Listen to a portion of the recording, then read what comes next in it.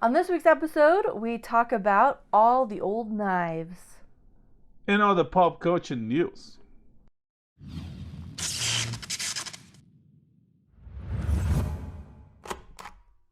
Okay, so this week we watched a new Amazon Prime film called All the Old Knives. Yeah, it's a spy thriller with Chris Pine, Jonathan Pryce, Tandy Newton, Lawrence Fishbourne, and other people.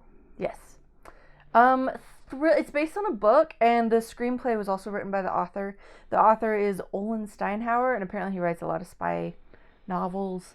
I haven't read any, but I think it's always a good sign when the author comes to the movie to write the screenplay as well. Yeah, I guess. Yeah. Anyways. It's different mediums, so not necessarily if you're a good writer, a book writer, that can translate into being a good script writer. That's a good point. I guess I say a good sign in terms of like faithfulness to, in terms of like an adaptation, like faithfulness to the original source. But you're right, it doesn't necessarily mean it's because it depends how much they pay. He might change his mind. One quick parenthesis here. Rick Jordan, I think that's how we call his name, right? The author of Percy Jackson. Rick Riordan. Riordan. Yeah. Oh, isn't it a G? No, it's an R. I thought it was a G. Sorry. Rick Riordan is into a field with the fans this week on the internet because they cast the cast for the new Percy Jackson for Disney Plus, and the cast for you know the name of the character, you don't? Annabeth. It's he cast as a young black girl, African American girl, a black girl. And the fans was, that's not accurate because the book says otherwise. Is Hollywood being woke and doing the same thing? The book says over and over again, describes over and over and over again her gray eyes. It's a major feature. And also her blonde hair to a lesser extent. But her gray eyes are kind of a big, there you go, frequent detail in the book. So, and the author is fighting because he's involved and say, hey, I said it's okay, and but they're still fighting. But I think he should say once, and that's it. The statement is, I'm okay, it's good. But he's picking fights with fans. And one of the things he said for me was like, yeah, that makes sense.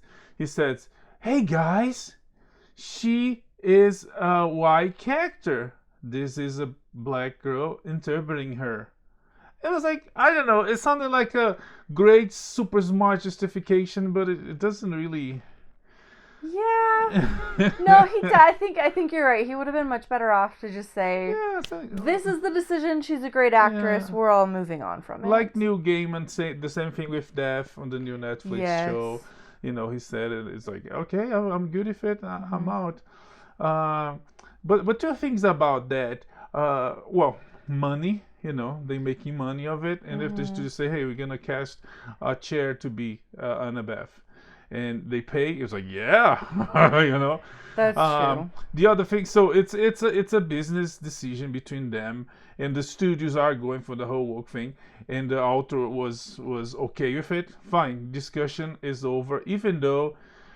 And that's my second point. It will not make the fans happy. And one thing about art is once you put it out there, it's sort of not yours anymore. It's open for interpretation. It's open for to be loved and hated. But if the fans, the majority of the fans, even the author says like, no, this is like this. It's kind of like it's out of his realm. Once he wrote. And he put it out there, it's done. If he wants to write something else and retcon, which is terrible, or justify something, that's on him. But that's creating more. Once it's created, you can go say, it's like there was this classic story about this classic piano play. I think it's a piano player. He plays a piece. Sorry for the special effects. And there was a reporter in the audience, so there was a reporter there, and he asked, as reporters do, Maestro, what did you mean by that? I was like, oh, you want to know what I meant by that? Okay, Give me a second. He sat down and blah, blah, blah, and play all over again. Art is open for interpretation, and in a world of fandoms, internet, and communications that go worldwide, if it was established, if it was believed by the fans that there's something, you can, even the author. But anyways, bringing us back to All the Old Knives, it's based on a novel, which is what all of that was to say. It's based on a novel, and the author wrote the screenplay. This for one the is film. based on a novel. Yes. But it's the entire novel. I have no idea. I have never heard of this author before. Haven't read any of his books, so I don't know. I just noticed this in the credits. Because the story is pretty simple. We're not gonna spoil, but it's a thriller, suspense, spy movie. It first takes place in the 90s? Is it 90s? I can't remember. The 1992. I want to say 1992. Yeah, 90 something. Anyways, and it's something that happened there back in the day, and the consequences to this day. And the spies that worked on something that happened in the 90s, and they are still investigating details. The case is basically closed, but some people still wants details, like all the details about a mole. And it's very there's some cliches, but there's some good. Yeah. What do you think? Well, a couple things. First of all, we were both pretty sure we had predicted where this was going, and we were both quite wrong. I wasn't really. Maybe you were totally wrong. I thought it was. I thought it wasn't about the two being investigated, and I said that. Sure. And I said they are showing that this guy is doing this. I said they, and I said they are making it. They are showing this guy and being this. Okay. I never said it was him. I had my suspicions on. We're not spoiling anything. Too. All I'm saying is we were pretty sure the climactic event would be A, and it was actually the opposite of that. So I appreciated. No, I don't get it. E or B. Yeah. Anyways. Anyway, I'm just saying. My point is, despite the cliches, it wasn't incredibly predictable. Even though everything did make sense. And then the second thing is, although it is probably accurately described as a thriller, it's quite cerebral and slow paced. Most of this is happening. There's very little. There's like no action. It's almost all conversations in a restaurant in Carmel by the Sea, California. That's most of the major action of the film. So it's a thriller, but not like a Bourne Identity thriller. Two different times. And I'm pretty sure there's the synopsis on the trailer. There's a guy investigating two other agents, CIA agents, that participate in a mission in the 90s. So he's interviewing one 2 weeks from present time and one during present time. So there's it keeps going back and forth between those three timelines, but most of the time is talking about what happened, and we only get details to the big thing that happens by the end, and then we have also the revelation about why they're still investigating this.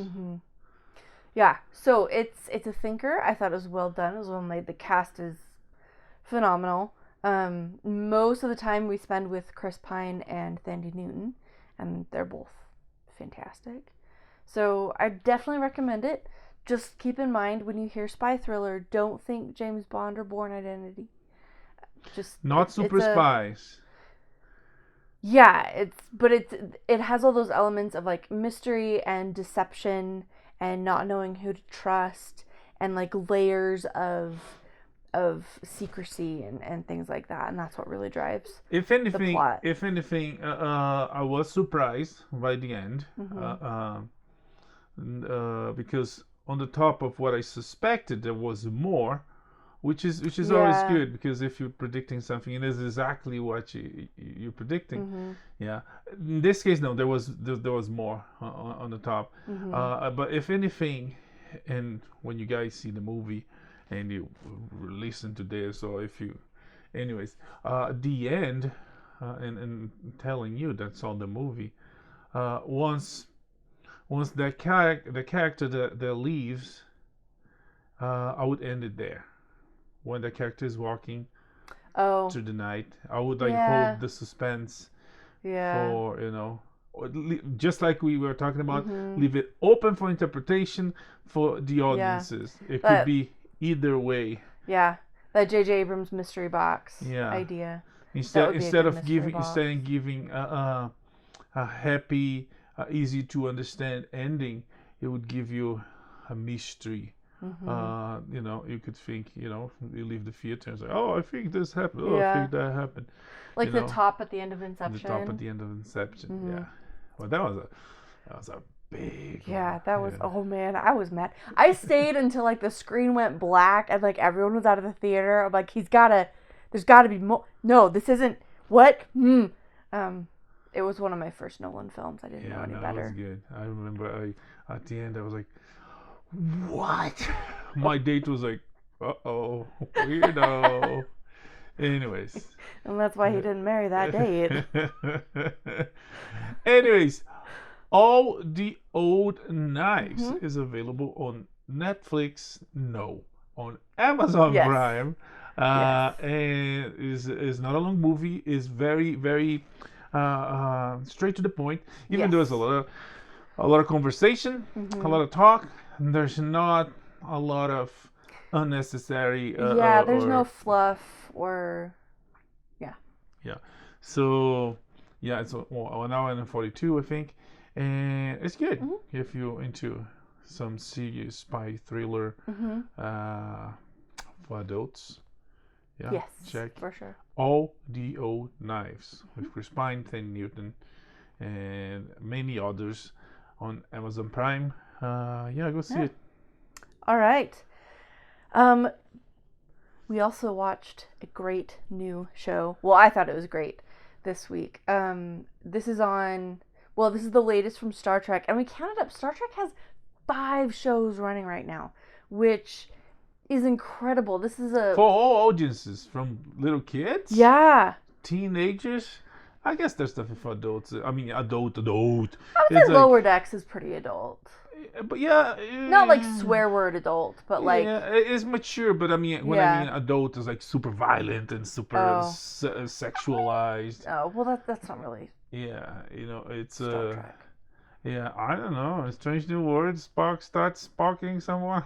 That's always happened in Star Trek, but they're always. It's always very sanitized, and discreet, and like TV-14.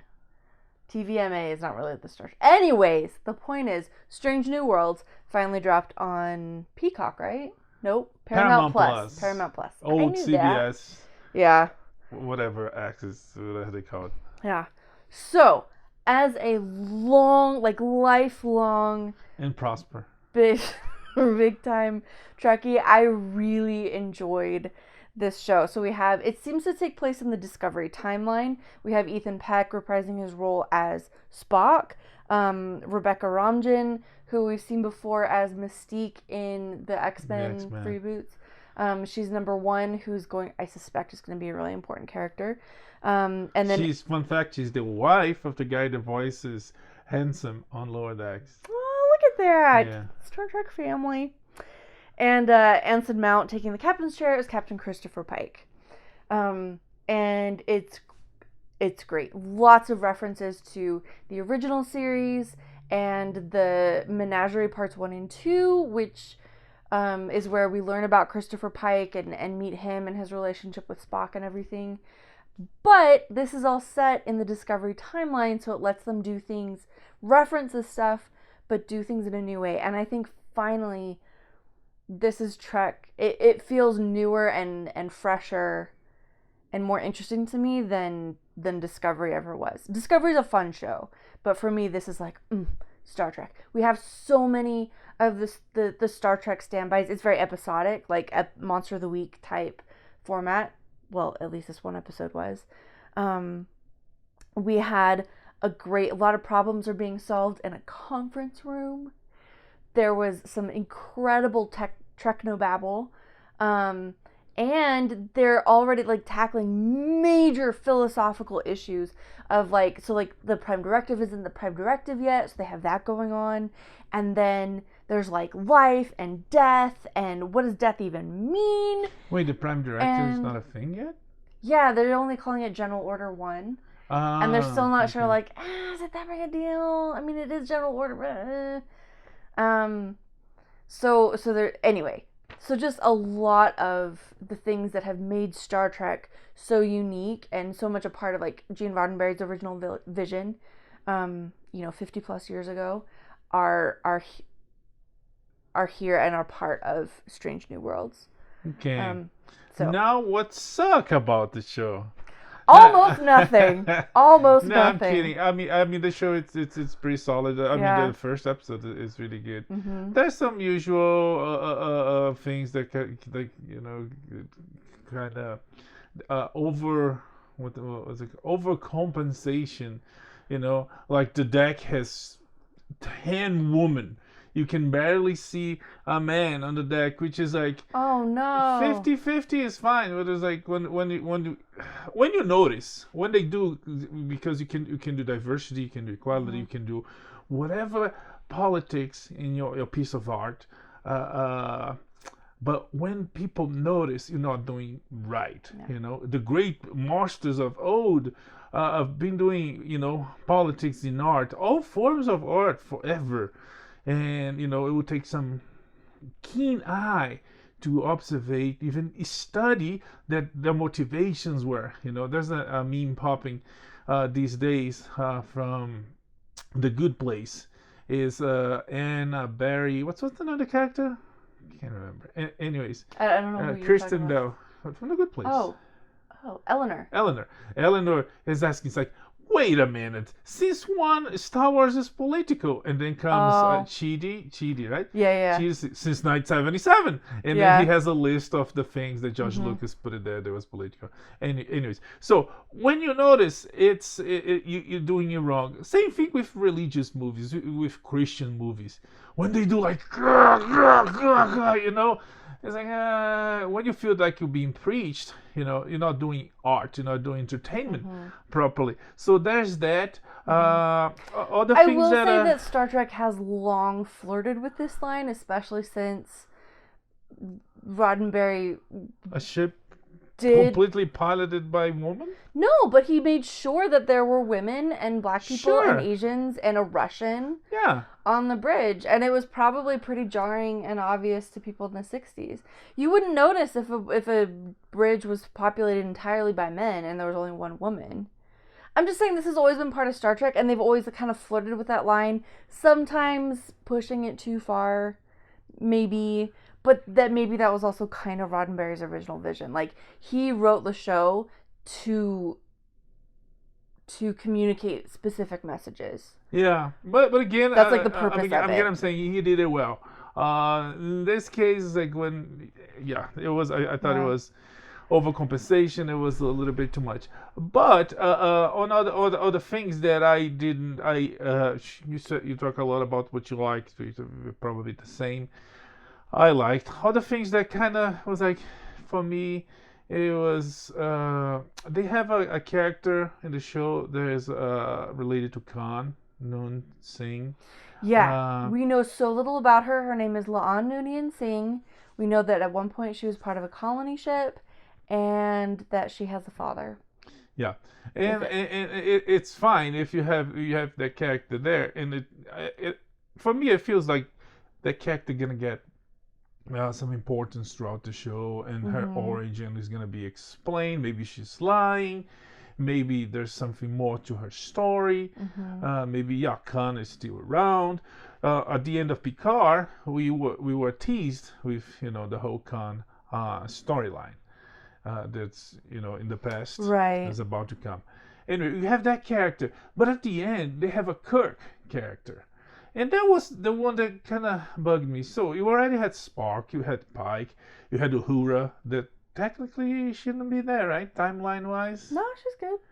She She's was a there. cadet. But I mean, she was there with Pike when Pike first showed up on the. Not, but this is so. This takes place after the events of the menagerie. But again, we're in a different timeline. Okay. So yeah, it works. It so fits. Uhura's fine then. But we have Spock, you have Pike, you have like characters, main core characters from the original story to create this new story. They brought Khan, a daughter, to the thing to connect with some. Really, allegedly, we don't know her relationship to Mr. sure, Khan Singh. yeah, to connect with the the storyline, the classic storylines, and expand on that. But they brought Kirk, and it was a tease because they mentioned his name at the beginning and the middle of the show, and then finally at the end it shows this guy with a big mustache, ha ha ha. And his name is Samuel Kirk. Samuel Kirk, and that was like, I know they're gonna bring James T. Kirk to the show. They already cast the guy. They already have pictures out there. But having that guy there is like, I wonder if some sort of retcon, if he's related to Kirk, a brother. Uncle. He does. Cousin. We do meet his brother in the original series, but I don't remember his name. He was Federation? Well, yeah, babe, they're all Federation. No, he wasn't Starfleet. I mean, he was Starfleet. No, I not at the time that we met him. Yeah. So, but again, this is a different timeline. Yeah. So that was the only thing that I thought it was like, what they're gonna do here. But again, it's on the show. It's just started. Let's see. Maybe gonna work. Yeah, I'm not too worried about it. I think they're doing an okay job. Well, again, this is all based entirely on one episode, but I think they've done an okay job of referencing and building on the past. But yeah, I guess time will tell. We meet a couple of characters that only briefly appear in the original series. T'Pring on Vulcan. Dr. Mabenga is the chief medical officer. So because he shows up like once, maybe twice in the original series, and he's like so cool from the 2 times that we see him. Christine Chapel appears to be a lot more developed beyond a Spock fangirl. So we look forward to seeing more of her. Well, the tease for the season, yeah, she's gonna Spock. Anyways. Well, yeah, but I mean, she's more than that. Anyways, they do have they improve on technology and sci-fi for the show, and she's part of a scene when she's gonna change DNA to change their faces and appearances, which is interesting. Also, they have their own transport at the medical bay. Medical transport, yeah. You know, there's some sci-fi changes there. You know, it's Star Trek. You need that to make it interesting. The aesthetic is perfect. Yeah. At the very end, when Pike proclaims that the final frontier, these are the voyages of, you know, which apparently he was the one that said first. I don't know if there's any reference to that on the. Nope, it's just what they've always said. Yeah, but kind of the prologue. I mean, he was the one to say first because he was on the original pilot. So I guess they kind of honoring that. But when he's saying that, it cuts to different parts of the ship, showing different people, and shows this Andorian. This is an Andorian, right? Yes. This old Andorian. People are already talking about. It's like, oh, is that the chief engineer? Blah blah blah blah. I don't know. Is that a reference to anything? Not that I know of. We really didn't get a lot of screen time with Andorians until Enterprise. They're referenced a lot. We meet like a couple in this one episode. One of my favorites of the original series, Journey to Babel. Yeah. But yeah, they don't get a lot of screen time until Enterprise. Yeah. Which takes place 100 something years before Christopher Pike's voyages. So I don't know that there would be a connection there. But he looked cool, and I'm glad that progress in makeup and special effects and all that stuff is allowing for a lot more like really cool aliens on board as main characters. Yeah. On board. Okay. Anyway. Star Trek Strange New Worlds, among with several other Star Trek shows, available on Paramount Plus. For Strange New Worlds, they only have the first episode available, so next week there'll be more. Yes. All worth watching. All right. We've got a lot to talk about, so let's move on. This past week saw the passing of not one but two legendary comic artists. Yeah, Neal Adams and George Perez. I always said Perez because when I was a kid in Portuguese, reading George Perez. And both worked for Marvel and DC. Both worked for different other companies, and both made an impact and made their mark where they work. Perez, for instance, worked on the Crisis on Infinite Earths.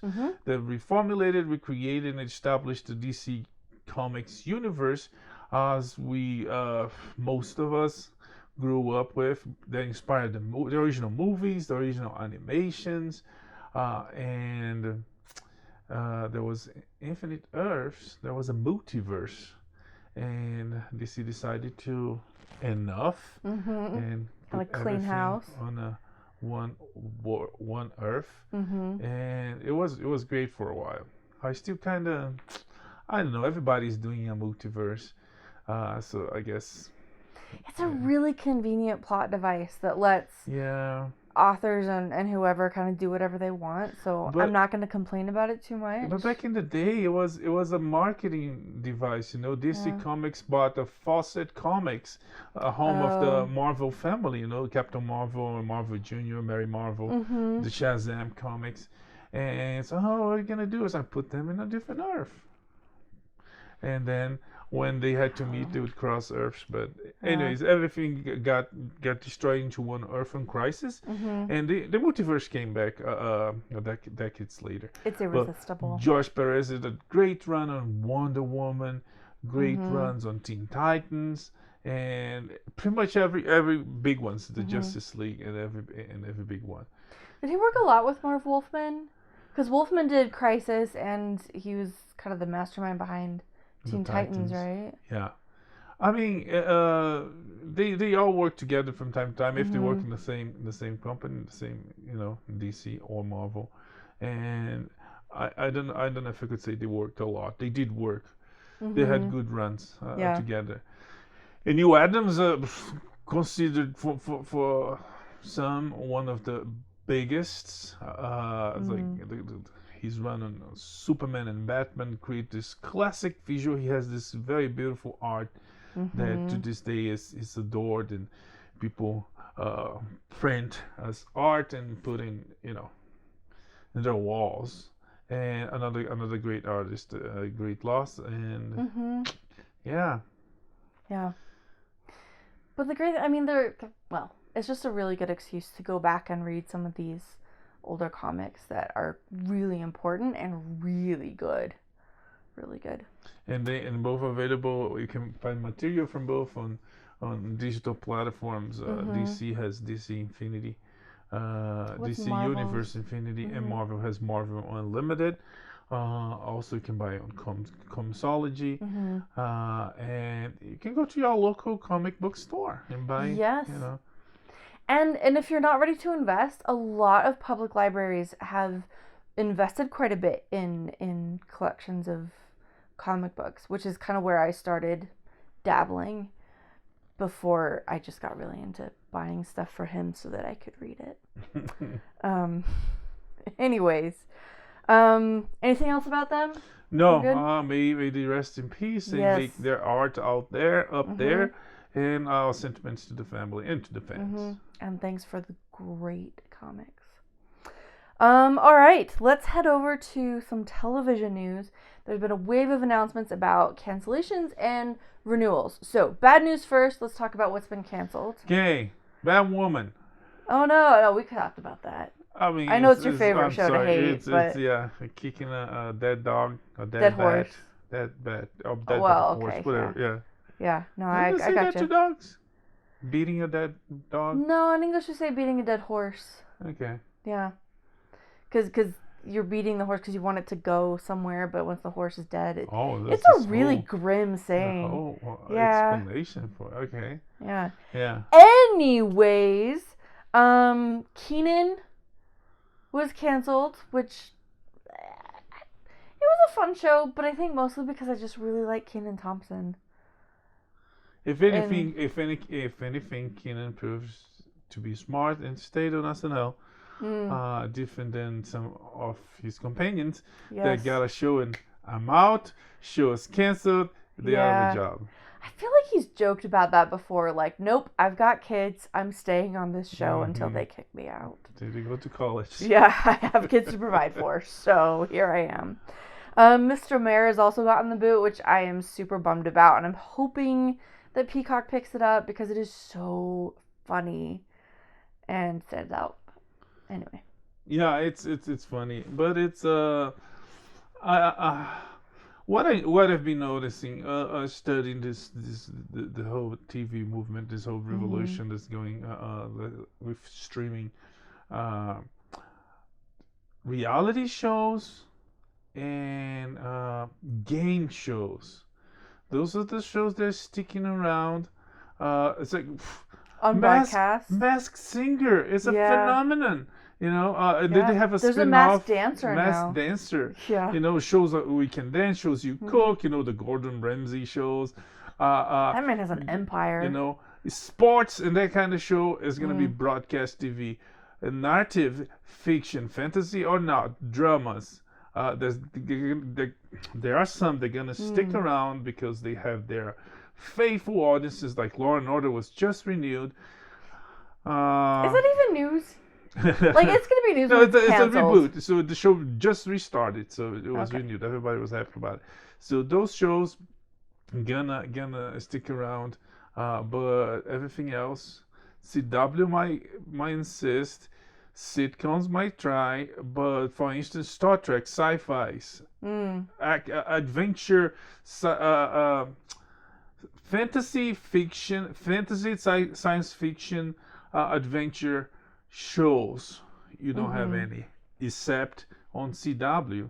Everything else is cop, is investigative. There's kind of like these tried and true standby things. Yeah. Well, speaking of CW, they've canceled Charmed and Naomi, which were both, and Roswell. So they canceled Charmed, Dynasty, Roswell, 4400, and Naomi. So that's a bunch of fantasy and sci-fi. Yeah. Naomi, stuff right there. Naomi a reboot. 4400 a reboot. Yeah. Naomi a DC show. What else? Legacies. Charmed was a legacy. Dust was Dynasty. Dynasty is also a reboot. And there's a whole lot of changes going on in Warner that might be contributing for that. That's true. Yeah.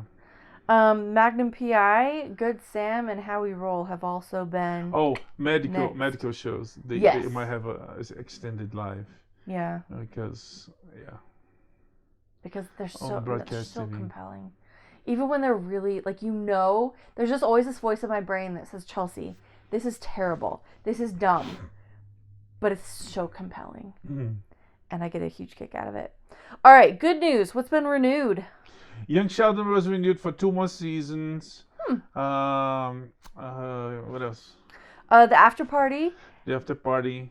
That's not broadcast TV, but yeah, it was renewed for Apple TV with additions of Jeung.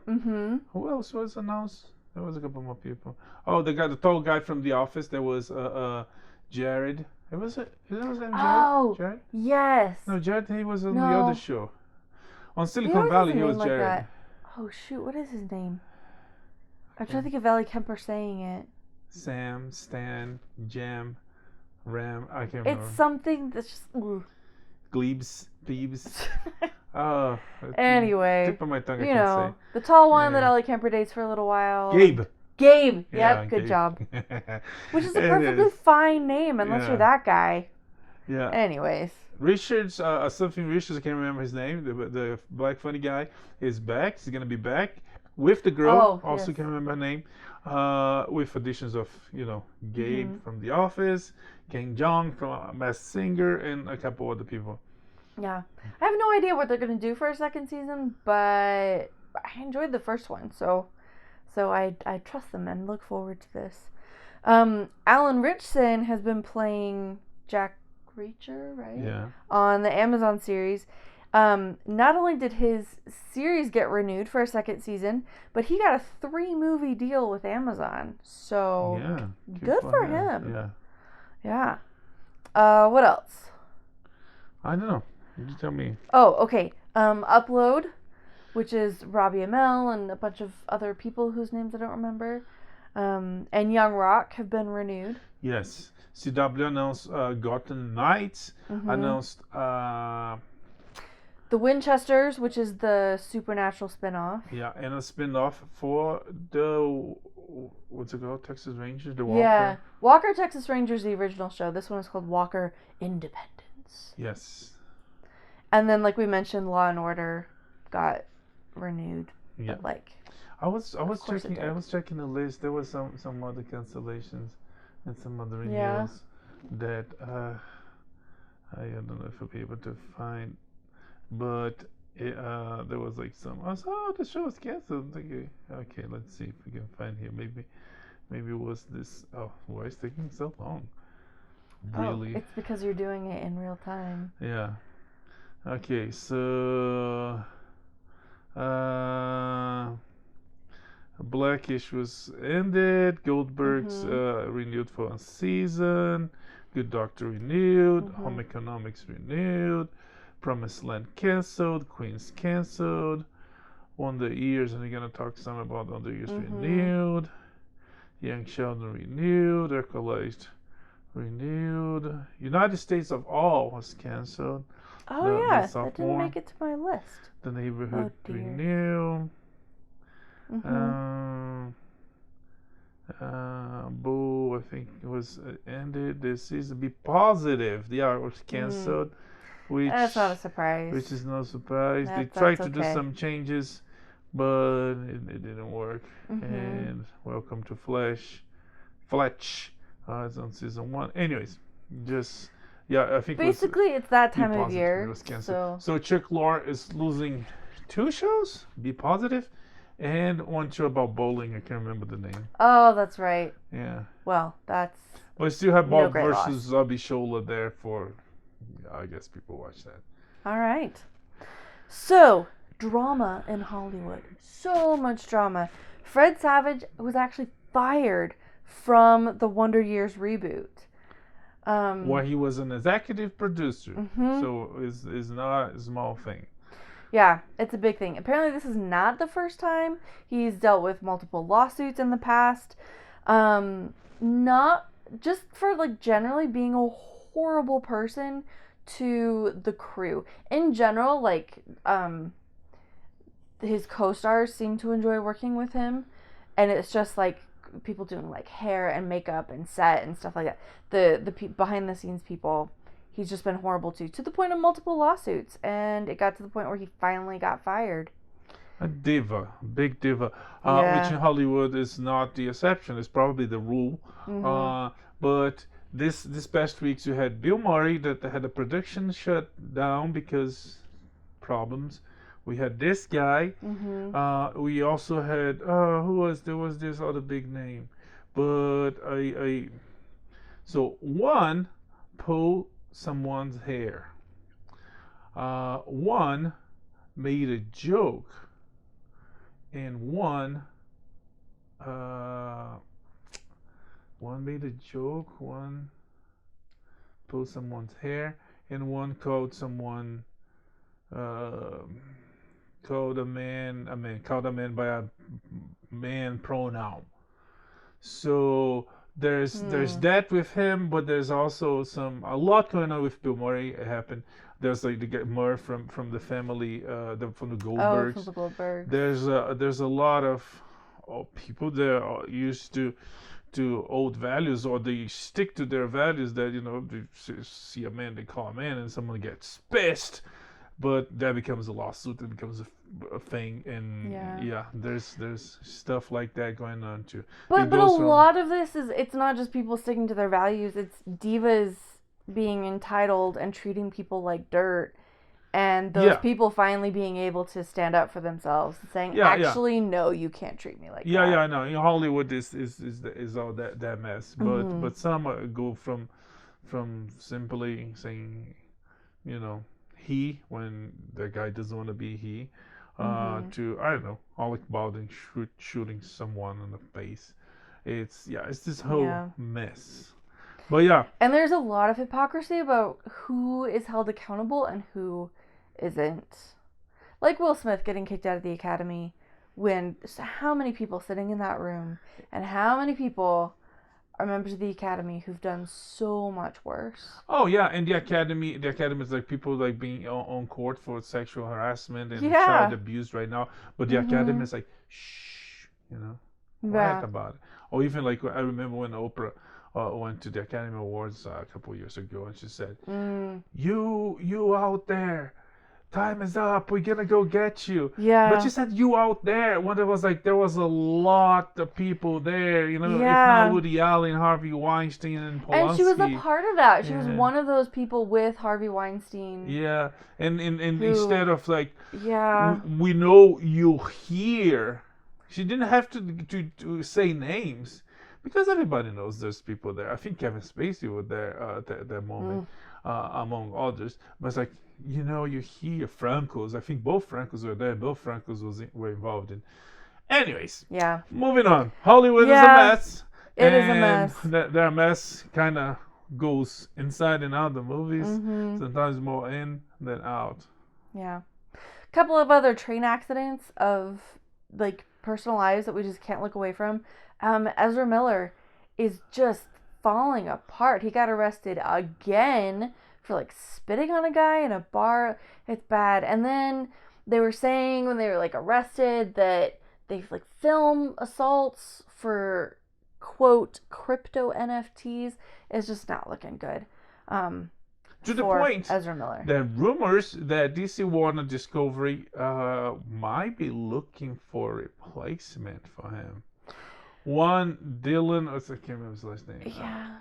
There was the star of American Spy and Running Maze, right? Maze Runner.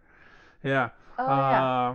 He there's a rumor. You know him because he was Larry David on the last season of Curb Your Enthusiasm. Which, to be honest, I wouldn't mind. If anything, I would cast... I don't know, the red hair guy from Made for Love to be Wally West. That would be fun. And that might be a good, instead of recasting Barry, to move on to one of the many other Flashes.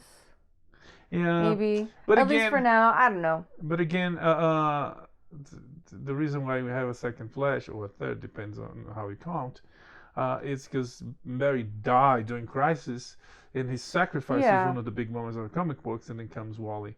To just kick Barry to the side because of that, I don't know. Anyways, but at this point, when you have this much stuff happening, it almost takes away from the role and what he's doing on screen. Yeah. But it's at this point, there's only rumors. There's no official decision about recast. Okay, well, that's not the only DC Universe actor who's having problems. Amber Heard is now in the middle of a massive defamation lawsuit that is not going well for her, to the point that over 3 million fans have signed a petition to remove her from Aquaman 2, right? Yep. Yeah. And again, just like with Ezra Miller, I feel like at this point, having her on screen would be so distracting, and just, I don't think it would be a good thing. So again, I'm not mad about it. It's a mess. Yeah, it's a mess, and I'm not mad when people get held accountable, but it does mess with our entertainment. So, anyways, let's go through some new announcements. Doctor Strange 2 is doing well, 200 million plus on the box office. Yeah. And the number grew. These numbers are last weekend. Yeah. The number is already up there. It is. George Lopez is returning to NBC. One of the new shows for the network is called Lopez versus Lopez, where it's going to be a family comedy with his actual family on the role, or with his actual daughter on the role of his daughter. Yes. So, that sounds entertaining and promising. BBC has announced their new Doctor, Jodie Whittaker, is stepping down and is the character is regenerating, and they've cast Ncuti Gatwa. You might be tempted to pronounce his name Ncuti Gatwa, but according to Wikipedia, it's Ncuti Gatwa. He's won BAFTAs for his role in Sex Education, so he comes with a fairly good pedigree, I guess. But I know absolutely nothing about him. Yeah, but that's happening. If anything, I think he looks too young. But that's the point of regenerating. It's like a brand new body. Well, they regenerated into what's his book, a Capaldi. Yeah. There was an old man. Yes. So. And between there, he was John Hurt, and then he was Christopher Eccleston, and then David Tennant, and then I just forgot his name. But anyway, Matt Smith. Yeah. So the age of the body does not. I mean, considering the last ones, I think he looks like very young compared to even Eccleston when Eccleston was young, or Matt Smith when he was young. Maybe not Matt Smith. Maybe he's around. Yeah, I would say. Anyways. But even in even back in like the 70s and the 80s, there'd be like old guy, younger guy. That's okay. Nothing terribly new. Yeah, so that's happening. Ian McDiarmid said some fun things. Yeah, on a convention out there, Tennessee, I think, Nashville. He said that why feel my presence on this new show, you know. Sorry, he didn't say which show, did he? I mean, it's clear that he was talking about Obi-Wan, but he didn't say he was on, but he didn't say he was not, so we'll see. Yeah. I mean, with Vader there, with the Empire there, it's like, we'll see. I'm excited. There's not really anything anybody can say to make me more excited to see the show. But yeah, we'll find out. May 27th, right? Yes. Okay. Adam Driver, Forrest Whitaker, and Lawrence Fishburne have been cast in a Francis Ford Coppola project. It's been a long time coming. Megalopolis, which is a really old project. It's like it's been they've been working to make this happen for decades, and it's finally gonna come to fruition. It's finally gonna come to the screen. Yeah, I like the combo of Francis Ford Coppola and Adam Driver. Just saying, like a powerful director and like a really intense actor. I look forward to see what they do together. Cobra Kai has a release date. Yes, which I have no idea. It's September 9th. I actually didn't see the trailer or the date. I'm excited for it. I'm gonna watch it. I love it. Yeah, it's been fun. Yeah. But yeah, just so you know, September 9th. It's coming on Netflix. More Cobra Kai and Miyagi-Do and all that stuff. Okay, Sam Raimi has some fun, maybe something happening with Universal? What? What are you talking about? I'm talking about the thing that you wrote down. Oh, Darkman. Yeah. So he's finally gonna do a sequel or legacy sequel, whatever that means, for Darkman. Darkman does have sequels. I think they are TV movies. I think there's 2, maybe 3. But the original is still the best. It's probably the only one that you should watch. Is with Liam Neeson. Very, very sci-fi-ish, dark superhero with a very interesting plot. Have you watched it? We should watch it. It's very, very cool. And yeah, he might make it, but he says he wants Liam Neeson back. Okay. Liam Neeson is still quite active, so that'd be fun to see. Rumors abound for the Fantastic Four potential film. There's 2 distinct rumors. One is that John Krasinski would be Mr. Fantastic, and he would direct. But there's a smaller, quieter, timid rumor that Bryce Dallas Howard, a proven good director that worked for Disney on the Mandalorian Star Wars shows, that she would direct, and she would be Mrs. Fantastic, or Sue Storm, Sue Richards, or Invisible Girl, Woman. And with John Watts out of the way, he left. Anything can happen. There's nothing official yet. But Krasinski seems to be not only a favorite, he did terrific with A Quiet Place. Amazing. And he's a good actor. And he looks. Some people think, I don't know why, he looks good as Mr. Fantastic. I think he's a dork, but he's a dork who you believe is a superhero. Yeah. I don't know. I don't know. I think if anything, a good decision, if they will do it. I'm not saying they did, but if they would ever use Krasinski as Mr. Fantastic, a good decision is the beard, because Mr. Fantastic is a genius, but he's not as young as he's by far not as young as the one they used in the previous movie that was a disaster. But he would be an adult man. Actually, he's so adult that Fantastic Four is the royal family of Marvel Comics. Yeah. They have kids and anyways. Yeah, and that's Krasinski's already proven himself as like the dad energy and the leader energy and the just I'm naturally in charge anyway. So I would like to see that, but I also am a longtime fan of Bryce Dallas Howard. Okay, Adam Sandler is back on Netflix. He's got a trailer for a new film called Hustle, and this is not a comedy. Yeah, What? no. It's an underdog movie.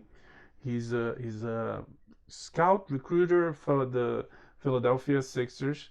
He travels all over the planet looking for prospective NBA players. And he found a good one and he brings back. And then there's his whole life that he kind of lost doing that. And there's this kid that has potential, but the team doesn't believe him, but he believes him. It has Moneyball, it's not Moneyball. Trouble with the Curve feelings, the one with Clint Eastwood and Justin Timberlake. Yes. They're gonna scout baseball players. This one is a basketball. It looks good. Yeah. It looks Sandler proved that he can act in serious roles, and yeah. Yeah, a lot of comedians are able to make that transition and be really good at it. So. Yeah, I like seeing more of this side of Sandler. Some actor says that comedy is actually harder. So when they move to drama, it's like, it's no big deal. Robin Williams was like, and then he makes you cry on when he does drama. Anyways, that's one that I still feel. Anytime someone mentions Robin Williams, I just still feel just so sad about what happened. Anyway, a lot of continuing shuffling at MGM and also at Discovery and Warner, as these companies have been bought and merged and things are getting shuffled around. So some executives are leaving MGM and maybe going to Warner Brothers. Yeah. And Discovery Warner is already kicking executives from TNT, TBS, True TV, HBO Max is doing the whole shuffling. And that's in the top. It might still go to the bottom, and get several layoffs because they're in the business of making money, and if you want to make money, you have to make cuts. It's not like some president says a solution is make them cheaper. But to make things cheaper, you have to cut costs, and usually it's and it doesn't always feel good or look good. And while all that's going on, Apple is no longer the world's most valuable company. Yeah. They've been overtaken by a Saudi oil giant. Oil? Huh. What would you think? Oil is still that valuable, right? Oh my gosh. Yeah. Yeah, so Aramco is now the world's most valuable company, coming in at a whopping, mind-boggling $2.43 trillion. Yeah. From Apple, also, they retired the iPod. Yeah. Shuffle, color, whatever. So all of them. Yeah. So no more iPods. Bye-bye iPods. The iPod Touch is still available for purchase until they're gone, and then that's it. Yeah. So it's the end of an era. Michael Keaton is set to direct, what's it called? A noir thriller called Knox Goes Away. The plot sounds really cool. He's going to play a contract killer who's been diagnosed with dementia and has a chance to redeem himself by rescuing his son, but he's got to do it before the cops catch him and also before he loses his mind. Whoa, sounds so cool. Okay. Yeah. Christopher Walken's going to be the Emperor on Dune. Yeah. Great actor, so we have good hopes for that. The first Dune was so perfect. This next one I'm really excited about. Okay, let's end on a couple. Well, one fun thing: the Kentucky Derby. And yeah, the horse named Reach Nope. Strike won Yeah. by a long shot on 80-1 odds. So talking about underdogs, you might see a Yes. movie about this horse in the future. We might. The horse was the horse owner still deciding if he's gonna run the other, what they call it, Is it the Triple Crown? the Triple Crown. Yeah. It will depend on how we recover during the week. But either way, I think Rich Strike maybe helped a few gamblers strike rich. Anyways. Anyway. That's it for this week. Yeah. We come back next week with more news, entertainment. There's new movies, new shows. Shining Girls on Apple looks good.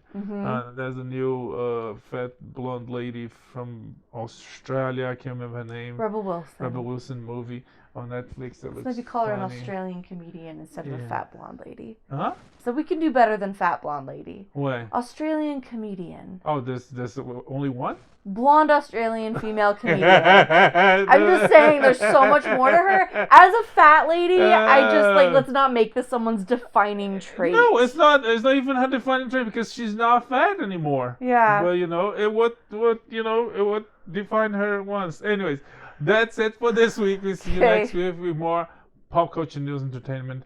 May the force be with you. Live long and prosper. Bye. Bye.